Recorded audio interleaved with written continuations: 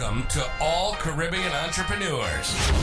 If you've been ready and waiting to take your business digital and get paid online while you sip something strong on the beach, this podcast is for you.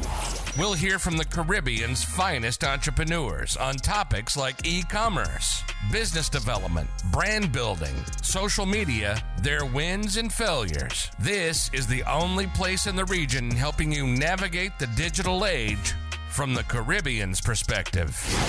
This is Digipreneur FM. And now, let's give it up for the Digiboss himself, Mr. Karan Rose. Thank you to everybody tuning in to another episode of the Digipreneur FM podcast. And as usual, it is your boy, Mr. Rose. DJ, you know what to do. You've been out here for a minute. You gotta fade us out so we can talk to the people. Oh my goodness. It is Friday, January 23rd, and this is episode number 197. 197. We are in 2026, and it feels good to get back into the podcast arena, get this microphone back on and get it working in the way that it needs to be working. As always, it is a pleasure to be here and, you know, to create this space and share this space with you to have some really interesting conversations. And listen to me. I feel like 2026 is going to be the year where whatever remnants of the old world that, you know, we've been trying to hang on to, and we're going to dive into those things. But I think whatever old remnants of pre-COVID, the old remnants of just the way the world works, I think 2026 is going to be the year where we realize we are in a very, very different world, one that we have probably never we haven't seen before. And I think so much is changing. And I think what is really interesting to me is I don't think we've ever seen the world change as fast as it is changing in 2026. It is changing at a point where you could go to bed tonight and you wake up and a president has been taken from his bed. We have world leaders that could make a tweet and change the landscape of the entire world. And we're at a very weird space where on one hand, you want to disconnect and you don't really want to have to pay attention to what is going on. You just want to create your life, have your routine, and do your thing. Wake up, have some good food, you know, chill out with your friends, family, go to a good job, and come back home and relax. You know, we want simple, but I think we're at a point now where there's so much that is in flux and changing that there is a lot of opportunity and misfortune if you aren't trying to see where the world is changing and trying to figure out, you know, where you can fit in and get your slice of the pie.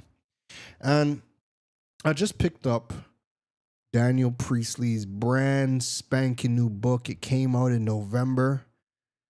And I didn't get it then because I knew I was going to be traveling in a couple of days when it had come out, and I was like, man, if I order the book when I'm in Trinidad, who knows, it might come after because it was Christmas time. So I'm like, I could order from Amazon, but it might come after, and I might, you know, the book might end up in Trinidad while I'm on the way back to Thailand. So I waited until I got back here to Thailand to go to the bookstore and pick it up. Listen.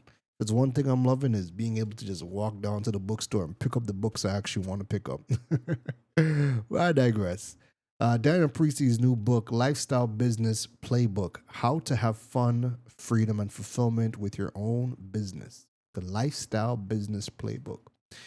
And I was reading chapter one today, and chapter one, or part one of the book, deals with the shifts that are happening in the world right now. Now, remember, this book came out close to the end of November, so it's fresh, right?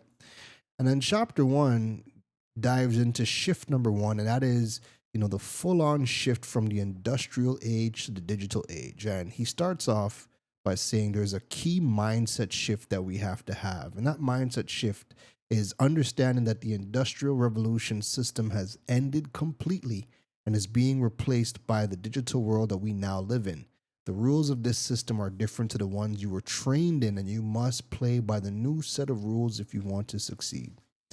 Now, we often say this every single day, that our education system is outdated, right? It is built for a world that no longer exists, yet we are still sending all of our kids to school to learn the things that are no longer relevant, essentially, right?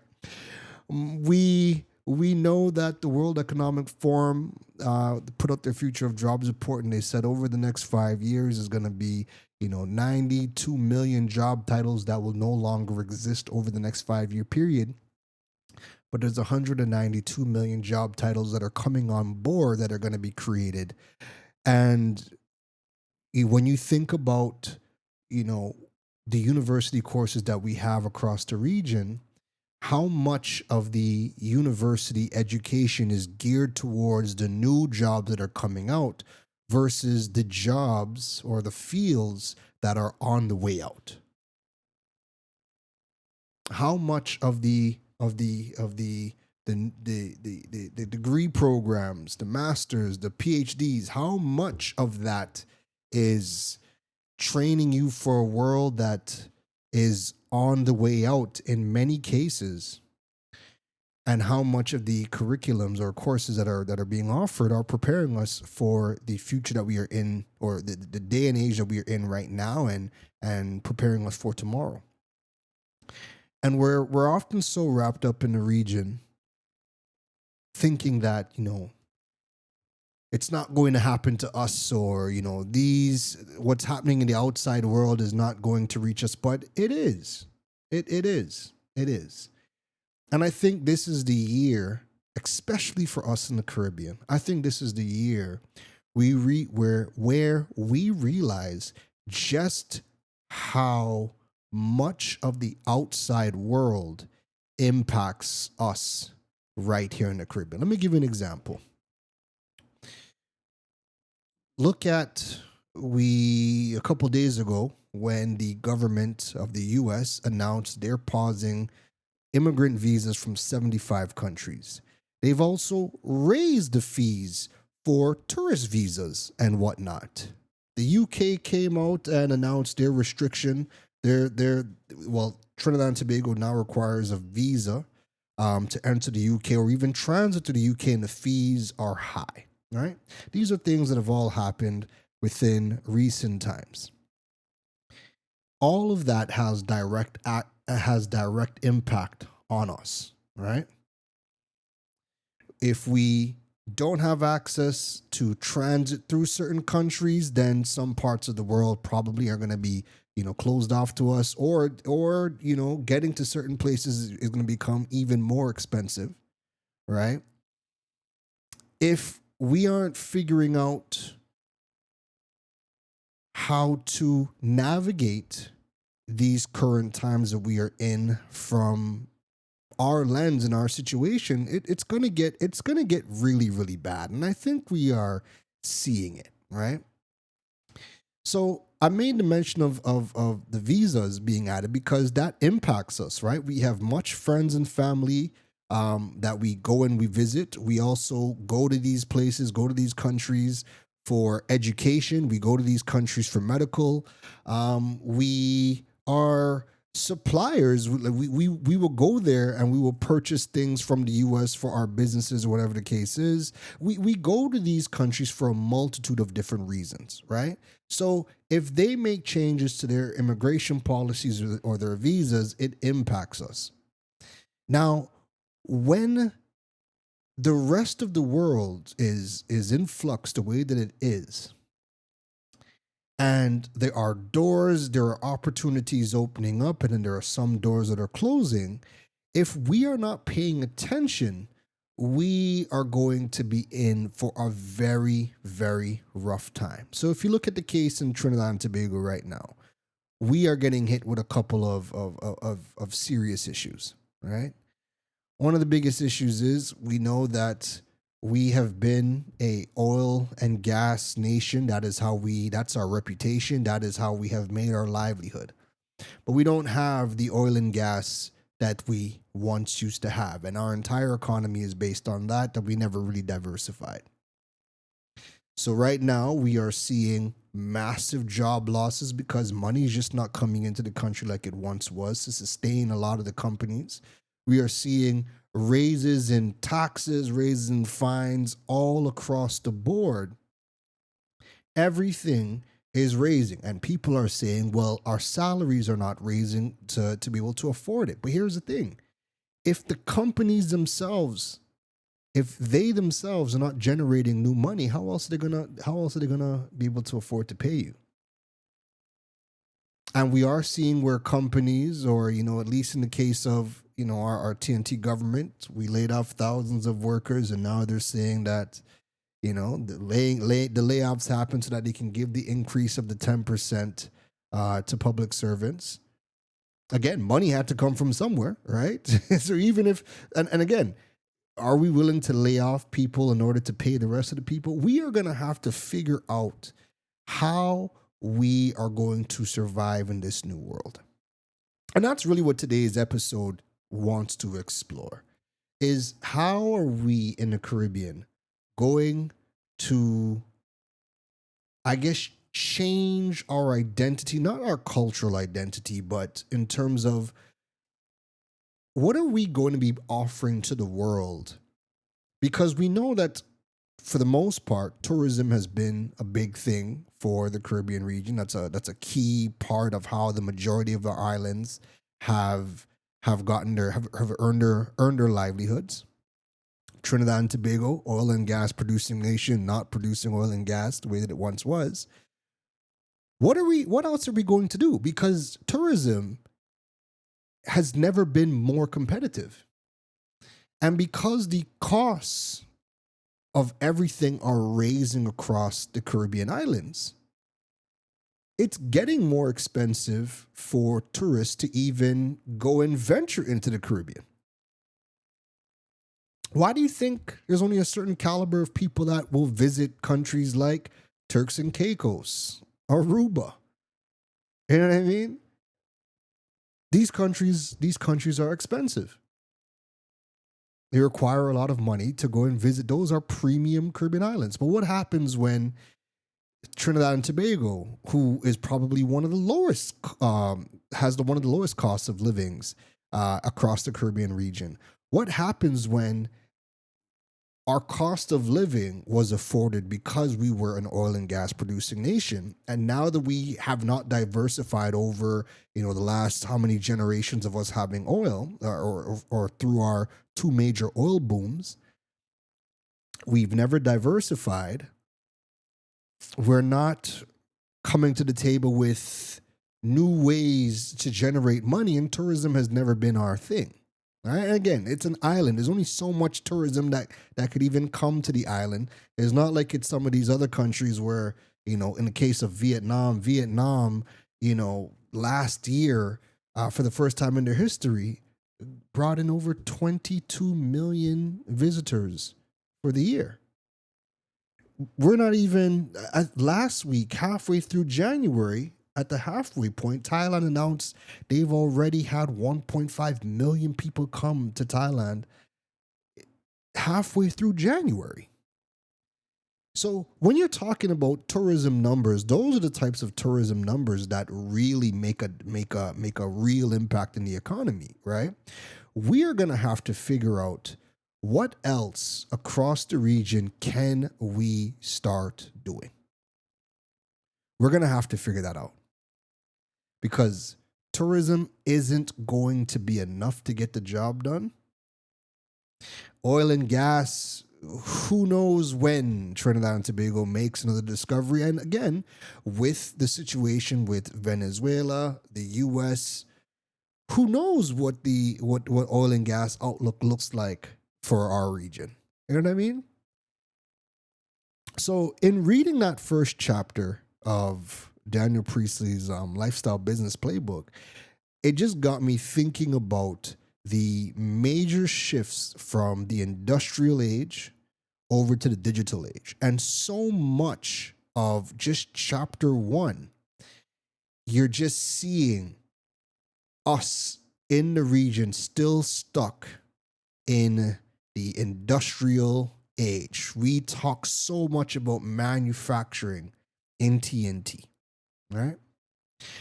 Now we're seeing things like our NGC, our national gas company, raising the rates for gas over 70%, citing that they can no longer afford to give the subsidies that they once did. So whether we agree or disagree, the point is that every single thing across the board is going up.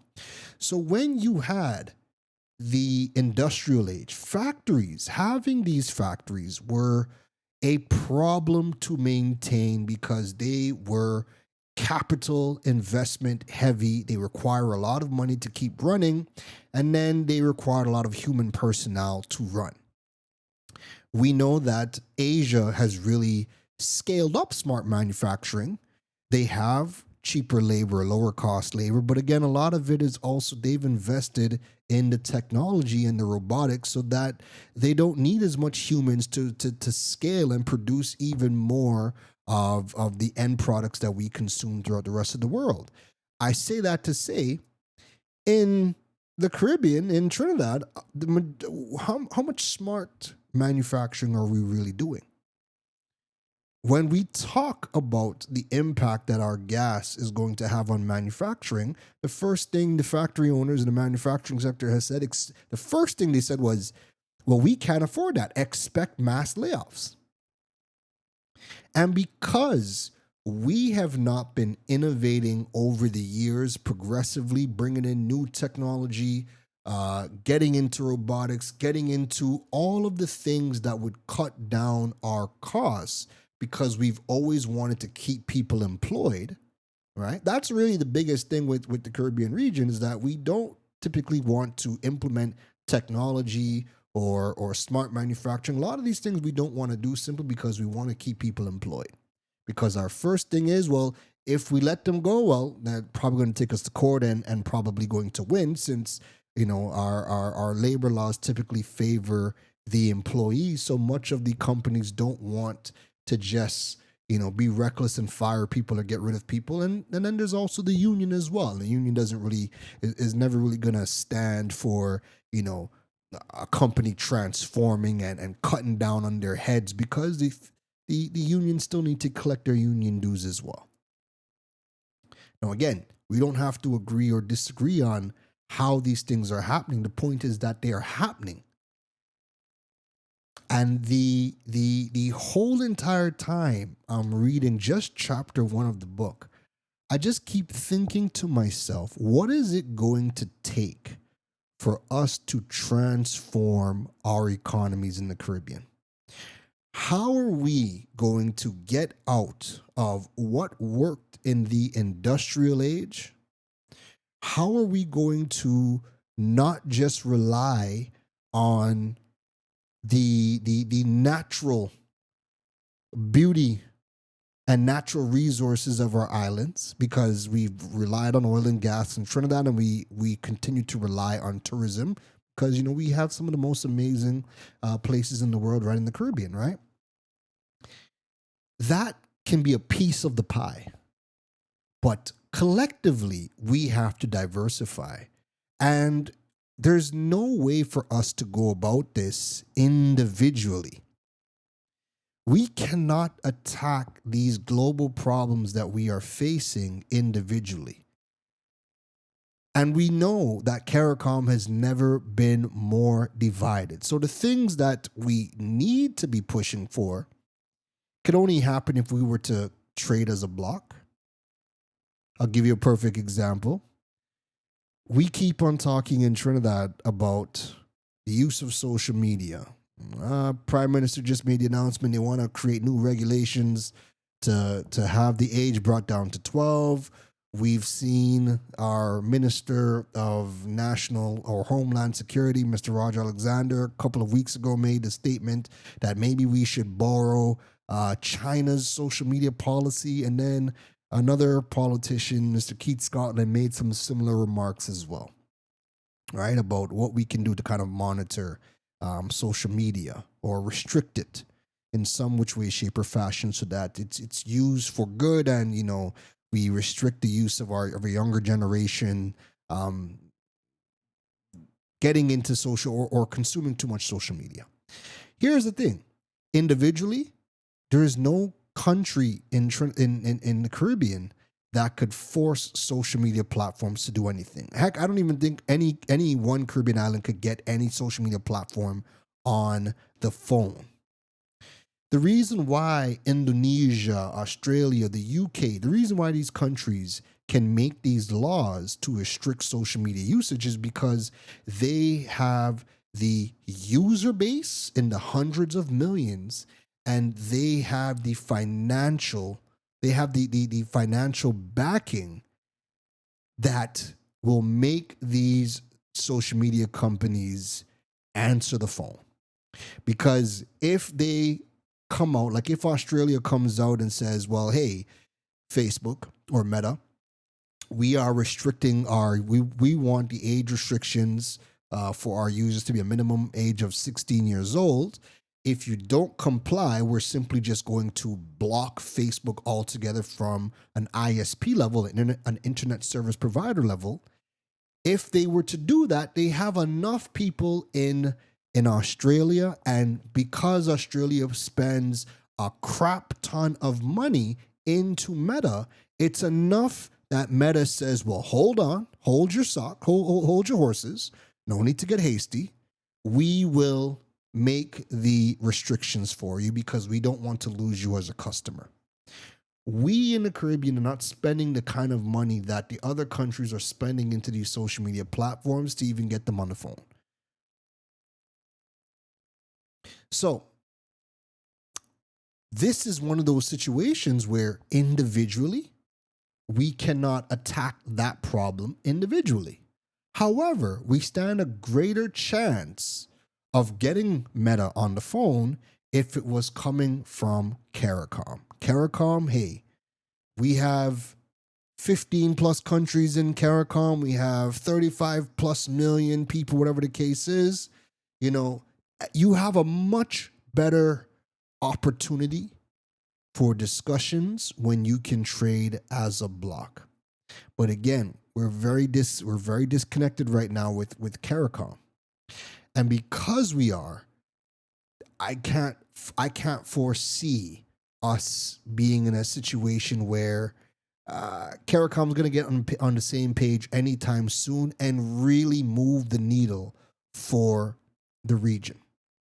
So where does that leave us? That leaves us with us having to start to learn for ourselves and start putting some of the onus on us. Because there are many things that we can do individually to safeguard ourselves and navigate these waters. And if more of us learned how to navigate these waters individually, then collectively we can weather the storm until better can be done. Now, I'll give you an example, right? If you are on your street and everybody on your street, you guys all work in a factory. If anything happens to the factory, pretty much the majority of you on that street are going to be unemployed, right? However, if the majority of you had learned digital skills and now you're working for a company remotely, or you have clients, outside of your home country, and you guys are all now net earners of foreign exchange, chances are you guys can weather whatever economic storm hits us or hits your street. If the factory closes down, it's just not going to impact you or impact your neighborhood as much, because the vast majority of you would have been, working remotely, working digitally, and you're not just reliant on, what's happening in the economy, if that makes sense.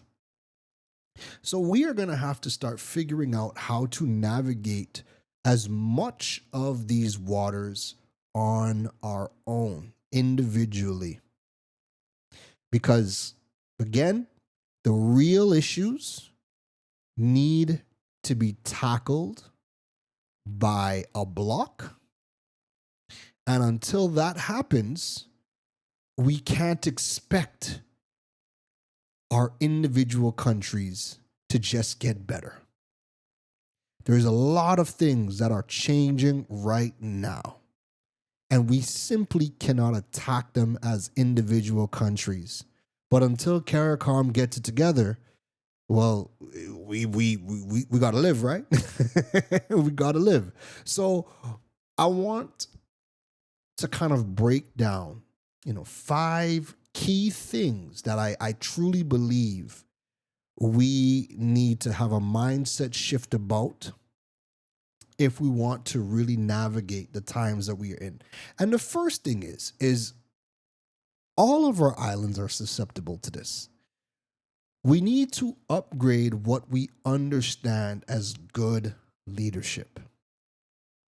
Because one of the biggest gaps we face is not just leadership itself, but our understanding of what good leadership actually looks like in a modern and interconnected world. And a useful reference point that I keep going back to is the Prime Minister of Singapore, Mr. Lawrence Wong. Singapore, as we know, is a small state and it achieved independence right around the exact same time as Trinidad and Tobago. But they have no natural resources to fall back on, and yet they have built one of the most competitive economies globally. Same thing with Estonia. Small, no natural resources, but again, they have become a leader in the technology space, and they are generating some serious money in their country. So what's worth paying attention to is not looking at Singapore from a perfection standpoint, but just watch how Mr. Lawrence Wong approaches his leadership style to Singapore, because he is consistently preparing his population for what's happening today and what is happening tomorrow. He explains global risks, and he does it with such grace and just ease of understanding to ensure that, anybody that tunes in can understand what is going on. He breaks down the economic trade-offs. He breaks down the country's long-term strategy, and he makes it simple and practical so he can get his citizens on the same page so they understand what is happening in the country, what is happening in the world, and where they are going. Now, again, is Singapore perfect? No. However, we in the Caribbean, we need to reimagine what good leadership looks like. Because when I look around the Caribbean, I don't see a leader that I can say makes me feel like they understand what is happening in the world today, nor do they have a plan for tomorrow and how we're going to navigate these just massive changes. Look at what's happening right now in Davos, Switzerland, with the World Economic Forum. The world leaders from a ton of countries, the top CEOs, the top companies around the world, everybody is in Davos right now. How many Caribbean leaders are in Davos? There are world-shaking things being said. Look, US Trump went into Davos screaming they need Greenland. They need Greenland. They're going to take it whether, the easy way or the hard way is what he said last week. But then guess what? You know what he announces yesterday? They announced yesterday that there is a Greenland framework that they have agreed to. So much is happening on the global stage that we are going to have to get a new type of leader to really help us navigate the world shaking things that we are going to see. And again, we're not even done January.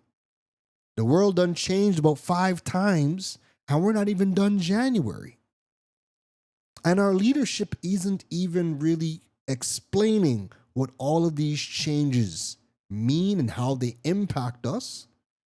Instead, they tend to just dismiss it. So again, take a look at Lawrence Wong, the Prime Minister of Singapore. See how he leads his country. Just follow him on Instagram or TikTok and see how he is breaking things down and explaining things to his people. That is the type of leadership that we need now more than ever across the Caribbean region. Right now, our best leaders are really good firefighters. They tend to put out, fires. In the case of, Mia Motley, a great advocate for climate change. And, she speaks on a variety of different topics, but climate change, I know, is one of her biggest ones. But what we need right now is we need leadership that really understands the world and can guide us in these current times and reimagine the Caribbean economies, but also leadership that understands that we cannot do this individually, and we are going to have good leaders who understand the importance of CARICOM and are willing to do what's necessary for CARICOM to finally be what it was always intended to be and really secure our Caribbean. People could say what they want about China. And we know, we have heard, all of the rumors or stereotypes are just the outlook that we've been fed about China. All right. Too restrictive, can't do this, can't do that. And I'll say this. We are seeing in Davos almost every single world leader, from the Prime Minister of Belgium to the Prime Minister of Canada. We are seeing world leaders from all across the world now saying that we need to have better relations with China. The US is doing their thing. It's no longer working for the rest of the world. We now need to have greater relations with China on a multitude of different things. Now, when I go to China, I won't debate who is right and who is wrong in terms of, how countries are built. But what I will say is this: when I go to China and I look around, I like what I see. I like how I feel. I feel safe. I actually feel free because I can just do things in China. People think that, you can't do this or that in China. But I feel more free because I can do more in China. Now, is it restrictive? Yes. And it's restrictive because of how they see the world and their value system. We value in the West, we value individualism. We value personal freedoms. In China, their worldview is they prefer harmony among the collective. They have a society of 1 billion people. I think they're either the first or second largest population in the world, between them or India, one or the other. So they have to focus on the collective. and you with your radical personal individual freedoms would upset the collective. So that's just how they tend to view things. So we might be we in the world, in the Western world, might hear a lot of these things about China and think, ugh, too restrictive, can't live there. But the reality is, when I go there, I feel more free. There is a lot more harmony that I see and that I feel when I'm there. So I'm not going to debate, who is right and who's wrong in terms of how a society is built. But I will say this: when I go to China, I do not feel restrictive. I feel free. The Chinese people, when they are asked about, why there are cameras everywhere, or are you guys not worried about everybody monitoring all of the internet traffic? Their thoughts are simply this: they believe they view it as protection rather than restriction. They view it as protection rather than restriction, because why would we want people to just be able to just do any and everything that they want to do, say whatever they want to say, and upset the harmony of the collective? So no, we would rather have these safeguards and these guardrails in place because they are protection for us to be able to live and just be peaceful in the country. So again, I'm not arguing who's right and who's wrong in terms of how we have built the societies. All I can tell you is what they have told me in terms of how they view it, but also how I feel when I go to China. So we need to really take a look at our leadership, look around the world, look at countries that you think align with your value system. Take a look at their leaders and what they are doing. I'm giving you Lawrence Wong mainly because, small island, a small country, small population that's very comparable to the Caribbean. I just want you to take a look and see how he leads. And if you can see what quality leadership looks like, that'll give you a baseline as to what we should be expecting from our leadership, or what we would want to see in our leadership. So our first critical shift that I think in order to navigate, 2026 and beyond, is we need to upgrade our leadership and our understanding of leadership.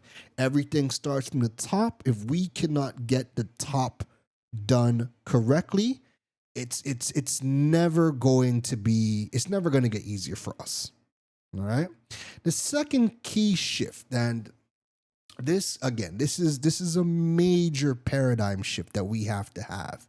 And that is moving from being job seekers to people who can create value. Because for decades, employment has been framed as something provided, whether it be by the state, the government, or by large organizations. But here's where what we don't want to accept in the Caribbean is that model no longer scales. Governments cannot employ everybody, which is why we're seeing massive job losses across the government sector. And the private sector job creation alone cannot absorb the value of people entering the workforce. The shift now is toward value creation.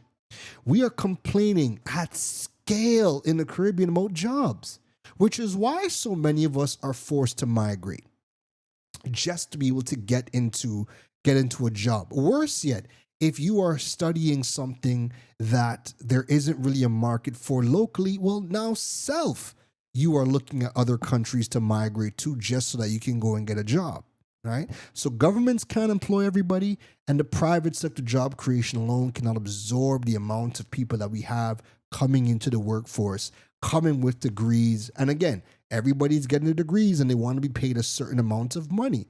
But again, much of the companies that we have created in the Caribbean, many of them are resellers. They are buyers and sellers. They buy products from around the world and they resell it locally. Much of the businesses that we have in the Caribbean are buy and sell businesses. How much of you are graduating in things where, again, there just isn't a market locally for us? and we get upset. We jump online and we rant and rave that the government needs to do more job creation, but it's not the government who creates the jobs. The government's role is to create the environment so that entrepreneurs can create value. We, as individuals, we can generate income by building skills, solving problems, and offering services, often to markets beyond our borders. And today, solopreneurs can earn independently, and several solopreneurs can collaborate to execute larger products without forming traditional companies or relying on permanent employment. So we need to have a shift. Yes, there's still going to be jobs. The thing is, we don't have enough jobs to go around because we need more people who are focused on creating value, creating jobs. Whether you're a solopreneur and you're creating employment for yourself, or whether you create a small company and you can employ a couple of people. But we need to have more people who are learning relevant skills to now create relevant products and relevant services versus us just going to school, getting a degree, and then looking for a job. When we are in the Caribbean, we are small island developing states, and much of the jobs or the industries that we have invested in over the years are slowing down. Tourism is competitive. Oil and gas, we're not producing nowhere near what we used to. We are seeing massive layoffs. Where do you think jobs are going to come from if you are not creating the jobs? So we need to move from being job seekers to value creators. We need to figure out what are the 190 something million new job titles that the World Economic Forum is talking about. Let me go learn one of those things, and let me then either go and get again and the employment aspect. Employment, you want to pick up one of these new jobs because chances are your employer probably might not be in the same country as you, which is great because if your employer is in another country, that means we now become net earners of foreign exchange. You are now bringing money into the country. We need more of that. And if we have more people doing that, then the jobs that are available locally, they're going to start to free up, and the people who can't or don't want to get jobs abroad. And again, we're talking remote. We're not talking about you migrating, but even just working for employers abroad, that all takes you having the relevant skills. So if more of us are doing that, then what jobs we do have locally, it's going to start to ease up the burden so that the people that are here, they can take up a lot of these roles. But again, we have to have more people creating that value to begin with. Otherwise, we're all competing for the limited amount of jobs. Come on, think about how big the populations are in the majority of these Caribbean islands. I think Jamaica's like 3 million people. Trinidad is 1.4 million people. And after that, everything else is in the thousands. How much jobs do you think there are available?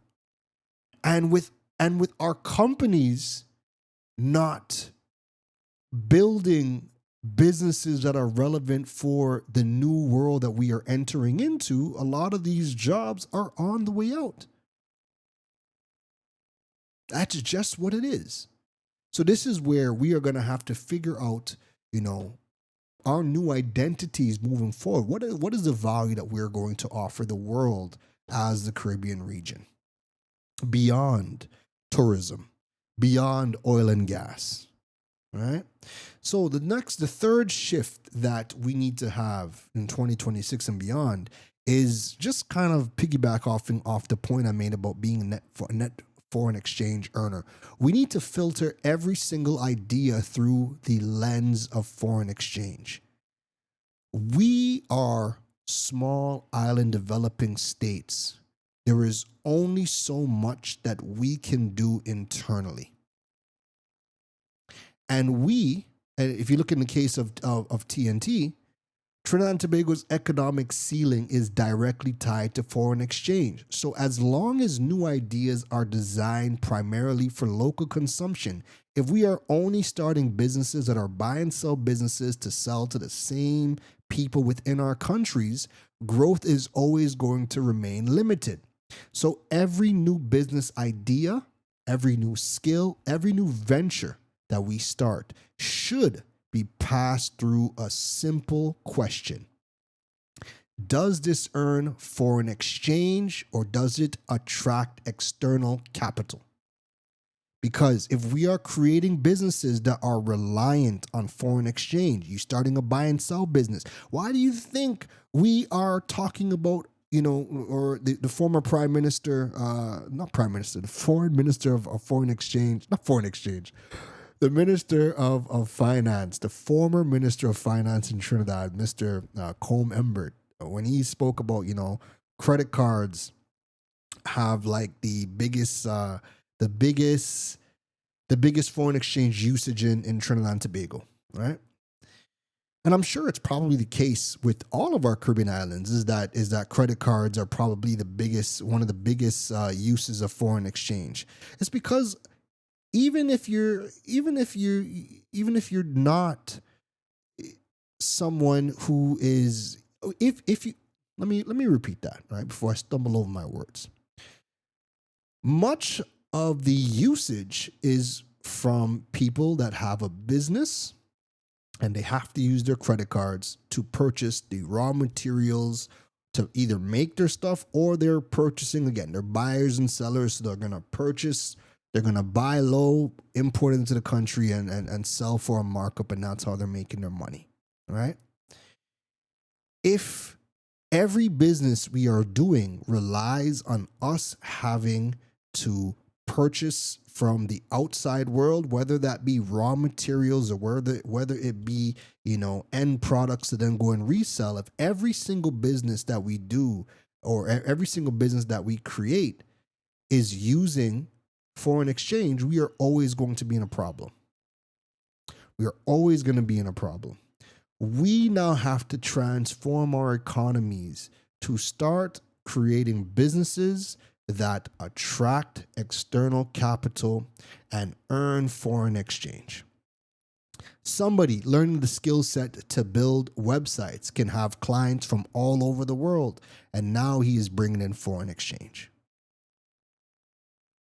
Somebody could create a company that's providing AI services and, hire a team of 10, 15 people, and they're providing AI process optimization services for companies around the world. They become a net earner of foreign exchange. So we are going to have to rethink how we are building our economies, because as long as we are predominantly a buy and sell company nation, a nation of buyers and sellers, growth is always going to be limited. And as we are seeing in the case of Trinidad and Tobago, we don't even have the foreign exchange for you to be a buyer and seller, which is why so many businesses are closing down. Because if you can't access foreign exchange to go and buy your goods to go and sell locally, then you don't even have a business. All right. And we are seeing businesses closing down. We have to reimagine what our economy needs to look like, but it can start with just you individually learning any one of the new skill sets that are being spoken about at the World Economic Forum. Go learn that skill. Go work for a company outside of the region, or, you have your skills and you can be a subcontractor, a freelancer, whatever, or a solopreneur, and you go and you have clients outside of the region, but you are a net earner of foreign exchange. Which brings me to my fourth point. My fourth critical shift that we have to think about as a region is to use mobility strategically and not emotionally. Because mobility has been framed as either failure or abandonment. This now we're talking about you migrating, right? And in reality, it can be a deliberate economic and skills strategy. So let me give you an example. Each year, we graduate hundreds of teachers in Trinidad and Tobago. hundreds of teachers. And these teachers have to go down to the Ministry of Education. They put themselves on a waiting list to be placed. And this takes years, sometimes even decades for placement.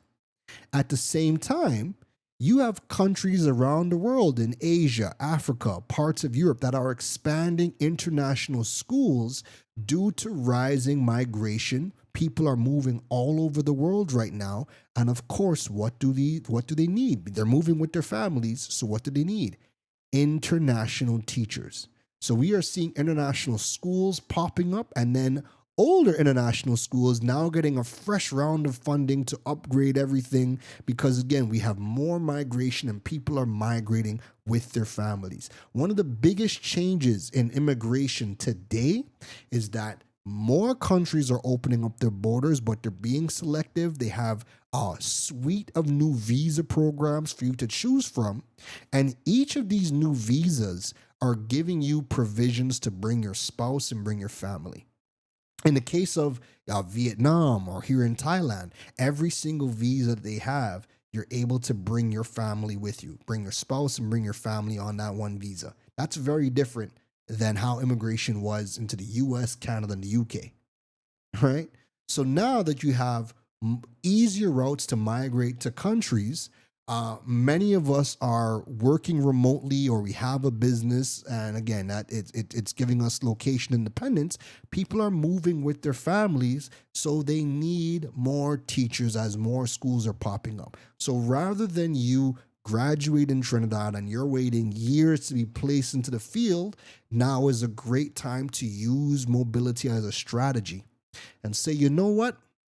Let me go work in Japan for 2 years because now I can get paid whilst getting experience so that when I do get the call for Trinidad or I do want to come back to Trinidad or go back to Jamaica or go back to Barbados, I have been working in my field for years. I've gained international experience, and that now is going to be critical in your inputs and how you shape the young minds that you are teaching, because now you have global experience that you can draw on. You can speak to more when you have lived in other countries and traveled.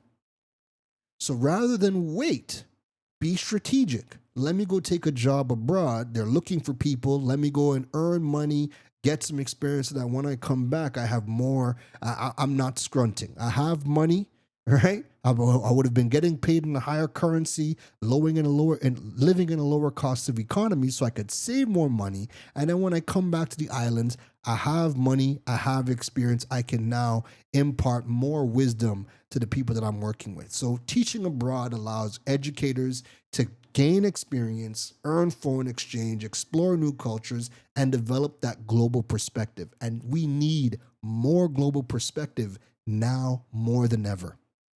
Again, migration does not have to be permanent. I know at some point I'll be moving back to the Caribbean. It could be 10 years, it could be 15, but I know I'm going to be moving back to the Caribbean at some point. However, because there is so much happening right now, I could only be as good to the region if I am upskilling, if I am gaining more global perspective, and I am continuously learning. And whilst I'm doing that, I'm traveling, I'm seeing things, but because of technology, I have figured out how to still contribute back to the Caribbean region. So the Caribbean has not lost me, right? It's not a brain drain because everything I still do is in the Caribbean. However, I have now built a business where I have digital skills that provide digital services, and I can do this from anywhere whilst I'm being poured back into during my time in Asia as I'm learning and soaking up everything that I can over here. All right? So that's how you're being strategic with your mobility. And the fifth big shift that I think needs to happen for 2026 is we need to redefine our relationship with risk. The world has changed, and with it, the nature of risk. And in 2026, the biggest risk is not trying anything. It's doing nothing and hoping that things return to how they were. We are seeing rising costs across the board in every aspect. We're seeing layoffs. We're seeing structural corrections happening around the world. And many roles that are disappearing were unsustainable long before today.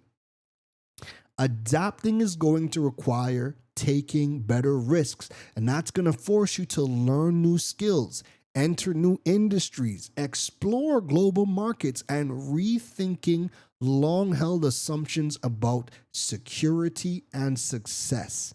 Because staying the same is no longer a safe option. We are going to have to change. No ifs, ands, or buts. We have so many opportunities that are happening or being created around the world. We are going to have to learn what those opportunities are. When we are thinking about, if you listen to the previous episode where I was speaking about passports and visas, we need to think of these things as strategic tools. It doesn't even need to be for migration. The truth is, chances are you're going to have to go and get a few different visas. Maybe this one visa, even just the B1 visa in the US, that gives you access to transit through the US, but also you can go there, open up a bank account, and that's something that you're going to need because you need access to foreign exchange. Looking at, Estonia e-residency, being able to register your business over there so that way you can utilize their financial tools to be able to navigate the digital world that we are in. If any conflict were to arise, is there another country that you have a long stay visa for that you can go there until things calm down? So for example, with me having a 5-year visa in Thailand, if I'm in Trinidad and something happens over in Trinidad, I have another country that I can stay for long term, and vice versa. If anything happens to me in Thailand, I could always go back to Trinidad. Or what I'm going to be doing is I'm probably going to be looking, not probably, I'm going to be looking into 1 or 2 other long stay visas for different countries, so I at least give myself options. If I need to be able to move because, the situation calls for you to move because the world is clearly an unstable place, you want to have that backup. You want to have visas in place that give you access to transit through countries as well. And then you also have a multitude of talent visas that open up job opportunities for you. So you should be taking a good long look at talent visas around the world. See what industries, countries are saying, hey, we need people of this caliber over here. You need to research these things. And that's going to open up job opportunities for you. Right? But if you think that immigration works like how it used to work before, where you could just go and migrate, over to the US, the UK, Canada with no job or nothing in place, you're wrong. Because where the world is today is now they want you to have skills or they want you to have money to invest in their country. Citizenship by investment is big. We know people that have money and can invest. Oh, well, every country wants you. The second after that is people with relevant skill sets. Looking at all of the new talent visas that have opened up all over the world, if you have the right skills for that particular country, that's going to open up employment for you. If you are somebody that is a remote worker or you have a digital business and you can work from anywhere, or your business does not require your physical presence. You could have a barbershop and, you own the barbershop, but you're not the barber. You just run the shop, whatever the case is. As long as you have a business and that business does not require your presence, countries are opening up their doors to you as well. Remote workers, business owners, digital business owners, they're opening up because they know that if we have you in our country, we're rolling out visas that will restrict you from employment in our country, but you can live here long term because you're going to have a business or a job that's outside of our country. And if you are living here, you're going to spend all of your money here. The world has changed and continues to change.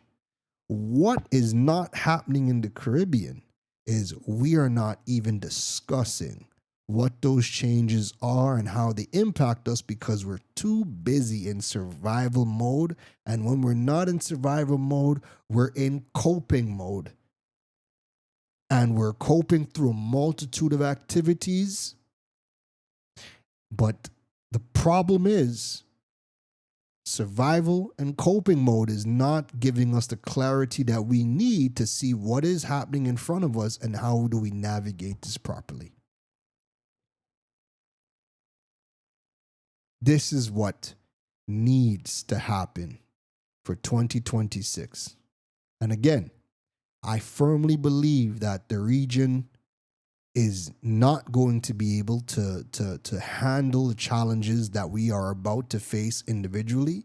I firmly believe that the only way for us to navigate all of the shifts that are happening globally is as a collective CARICOM needs to step up. But in absence of a strong CARICOM, there are things that individually we must do to safeguard ourselves. And if enough of us are safeguarding ourselves, that's going to ease the pressure, ease the pressure and ease the tension on the situations that our small island developing states are in. Employment isn't just going to happen, ladies and gentlemen. We are going to see more unemployment because we have not collectively been progressing over the years. And because much of the jobs and the skill sets are for a completely different time period, the layoffs are going to continue to happen. So what we have to do now is, like I keep on saying, we are going to have to upskill and reskill and start looking at what are the new in-demand skills and careers and start learning those things and get into those industries. And if we can filter out anything that we want to get involved in, if we can put a filter on and say, does this earn foreign exchange or attract foreign capital? If it doesn't do that, let me not do this. Whatever you do, if you can ask yourself that question, that's going to set you up because now you're thinking about jobs globally. You're going to get paid in the higher currency whilst you live in the Caribbean, which is always going to be better. But it opens you up to more opportunities and you're not just trying to fight and scramble over what little we do have left in the dwindling pie until we figure out how we are going to collectively rebuild. So that's today's episode. Critical shifts that we need to make in 2026. And like I said, even for me, I have shifts that I have to make. You know, I got shifts that I have to make. Digipreneur needs to be at the forefront of the digital world, digital business, the new lifestyles.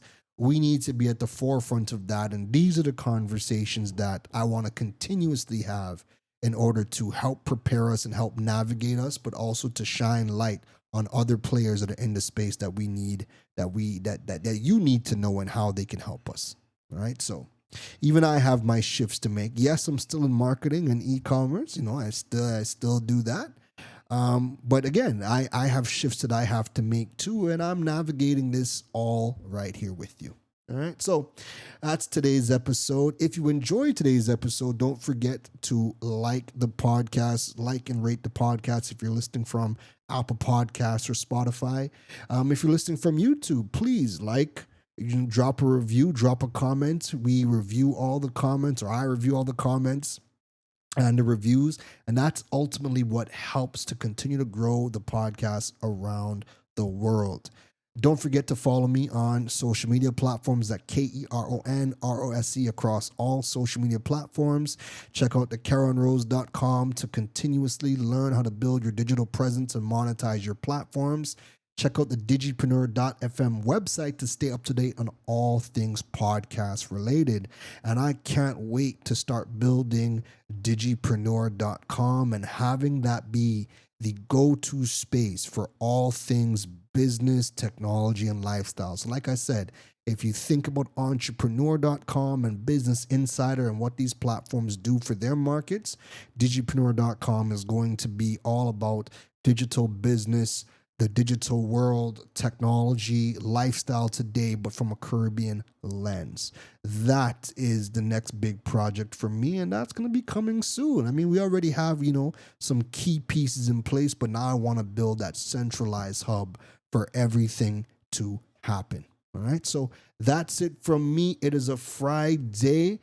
Whew, I'm about to go watch a movie and then chill out because I got Digital World tonight.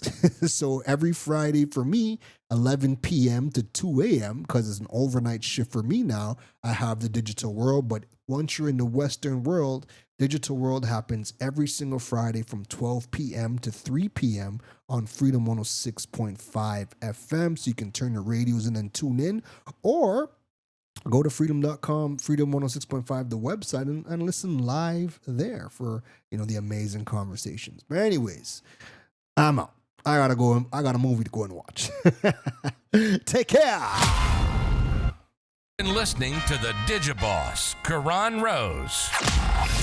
We hope your notepad was filled after this episode. Make sure to like, rate, and review the show. The learning doesn't stop, folks. And to make sure you don't miss any gems from the Digiboss, go over and follow him on all social media platforms at Karan Rose. Folks, don't just sit there with a notepad. We need you to implement at least one thing into your business before the next episode. That's the only way your business levels up. Thanks for listening to Digipreneur FM. Now go be great.